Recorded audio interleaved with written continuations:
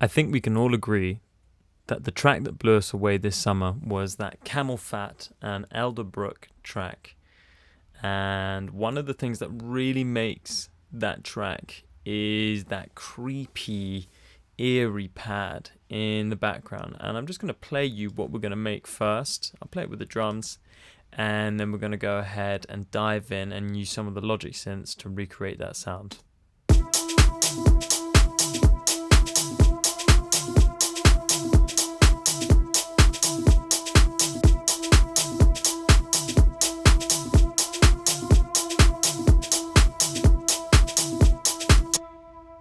So I'm just going to turn off all the plugins, and I just started with the actual MIDI part. So I've got 2 notes and they're just moving up 1 semitone at the second half of the second bar, and then back down to the original note. Notice how they're overlapping. This is going to be really important for creating that nice sweep between the two. I'm going to copy and paste this into this retro synth, which just has a default setting. So we'll just have a listen to that with its default setting.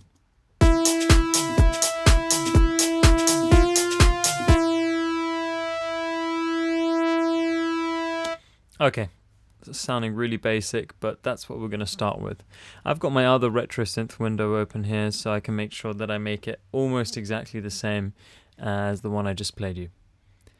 So I immediately decided to change shape to a pulse wave, about 20%, so about halfway, and increase the sense to about 12. Let's just check. Yeah. Now what I'm doing is I'm changing the shape of the waveform for oscillator 2, and I'm also tuning it up 12 cents, which is going to give this kind of slightly weirder sound. So let's just have a listen to that.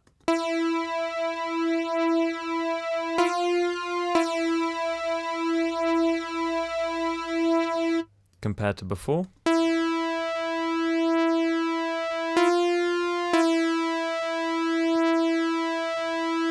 So we're already giving it some sort of character. Now next I went into the cutoff, pulled this down ever so slightly, and added some resonance. Let's have a listen to this.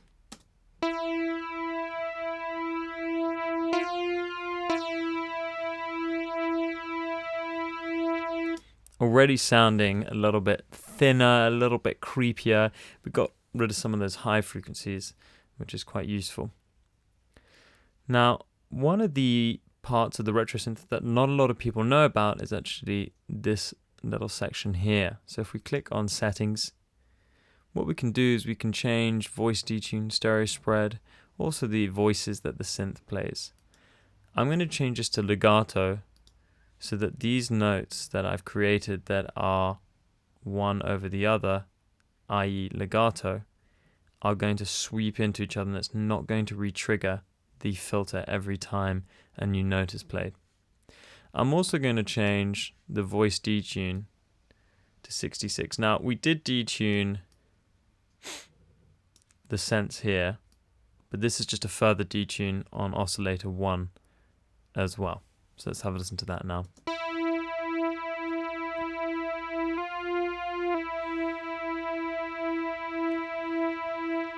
Notice how the envelope doesn't re-trigger. The filter envelope and the amplitude envelope don't re-trigger when it's in legato. Let's bring that pluck down a little bit on the front end. So I'm just going to pull this envelope down. And let's also add some glide. So all we have to do is just turn this on. Let's check the settings that we turned it up to here. 710. So roughly there, 710. And what we should notice is that when this note goes to this note, it takes 710 milliseconds to swing into it. So it's not super quick, it's not super long, it's about halfway. You can see it's at midnight there.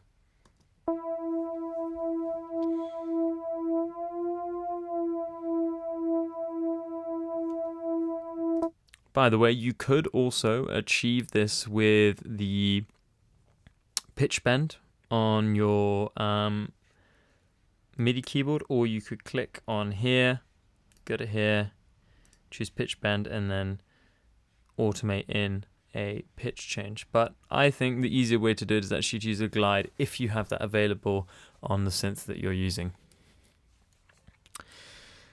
I quickly realized that it still needed a little bit more character, so I changed a couple more things. I really like the LFO, I like a bit of movement on my sound, so I'm just going to increase that.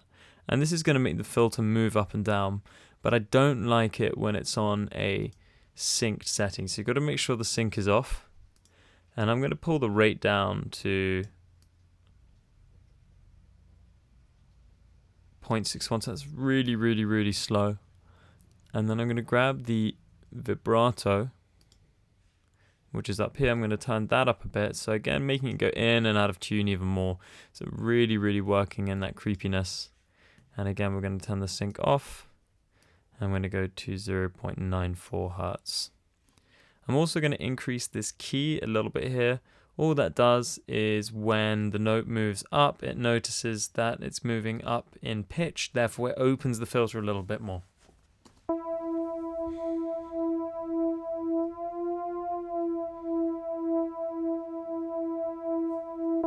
So you can kind of hear this kind of wavy movement. It almost sounds like there's a sidechain on it, but it's really out of time.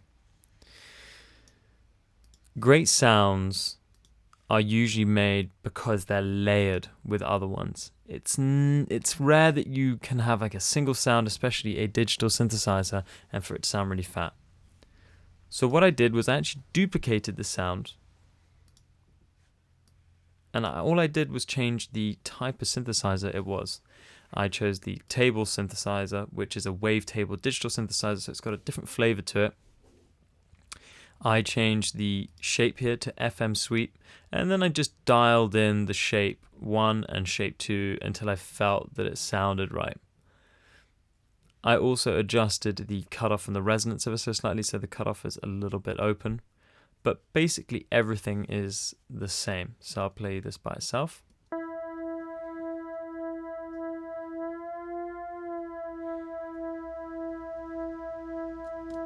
And with the one we just made.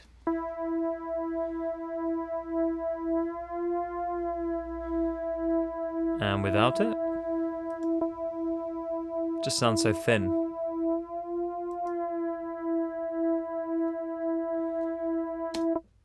So really, really easy trick there to layering with the retro synth. Just use one of the different types of synthesizer that you have in this fantastic plugin. Alright, on to some effects. One of the key things I thought was trying to get the sound to sit in the background, and reverb is particularly good at that. I love the silver verb. I only started using it recently, even though I've had Logic for 10 years, and this really feels like it can push it into the back of the room.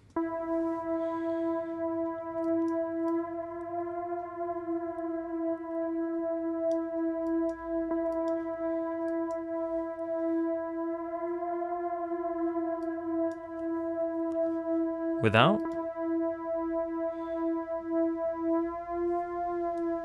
The emphasis is really on this note here when we turn it on.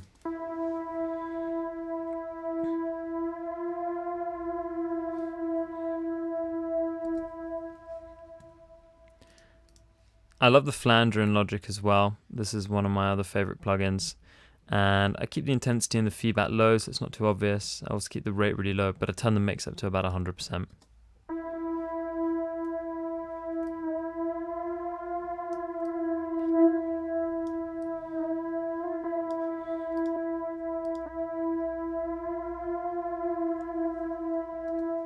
It's really subtle, but I feel that the flanger really enhances the stereo field. Now this is going to look really extra, but I'm going to explain to you what I'm doing very, very simply. I'm using a mid-side channel mode with the Pro Q2. You can do this in Logic, by the way, guys. If you don't have the Pro Q2, you just got to change the processing to mid only or side only.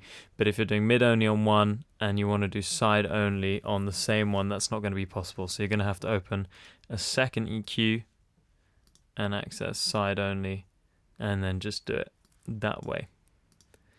In the Pro Q2, if you are lucky enough to own one, you do have the option of doing it all in one go. So I'm going to start with, I'm just going to disable these.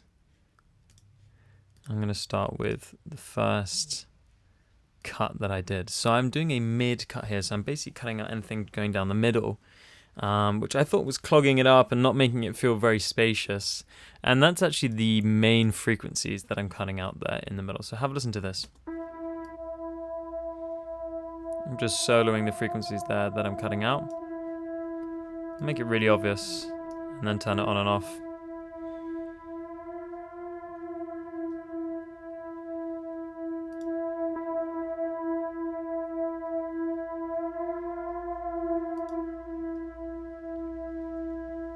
So you feel how it thins it out down the middle, but not necessarily on the sides. And again, we're trying to make this sort of 360-degree background eeriness. Next, I then decided to boost on the sides. So cut on the mids, boost on the sides. So making things sound wider, more stereo.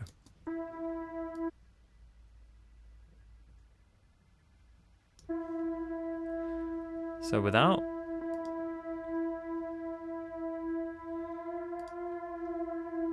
And with. There was a bit of a frequency that was annoying me here. I took that out. This is just a regular stereo cut. So you can see you've got mid, stereo, side. Stereo means it's doing everything at once.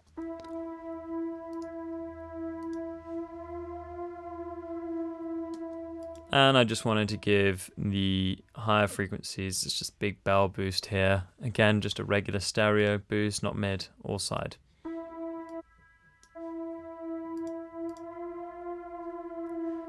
So without.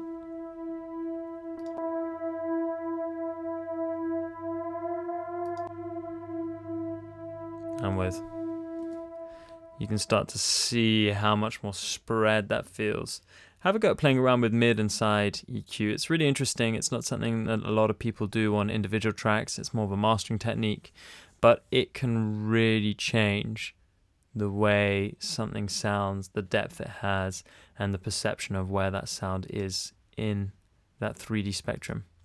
Last but not least, my favorite, little bit of sidechain, Nicky Romero kickstart. I like to use it on this nice and tight section. Don't be put off by about the fact that he's an EDM producer, guys. This is an amazing plugin, and I know so many producers and engineers who make all sorts of music, all sorts of dance music, and use this plugin on their work.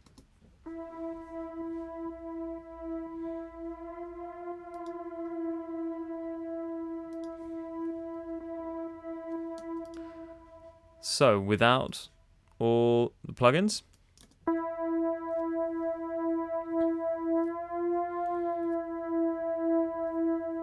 and with.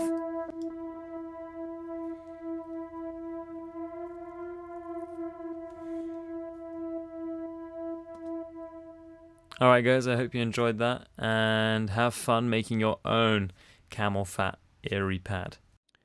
Remember, at Sample Tools by CR2, we also offer a mix and mastering service. Just head over to www.sampletoolsbycr2.com, click on the Mastering tab, and you'll find our range of services there.